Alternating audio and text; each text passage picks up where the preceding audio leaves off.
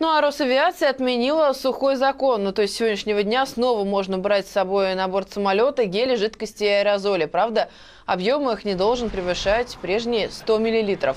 Упакованные же все пузырьки должны быть в надежно закрывающийся прозрачный пластиковый пакет не больше литра. Таким образом, снова действуют нормы 2007 года, которые были отменены 7 января в связи с повышенными требованиями к безопасности во время Олимпиады. Замечу, что, не дожидаясь официального решения Росавиации, запрет на провоз жидкости и в ручной клади уже сняли в Шереметьево, Пулково, а также аэропорты Омска и Томска.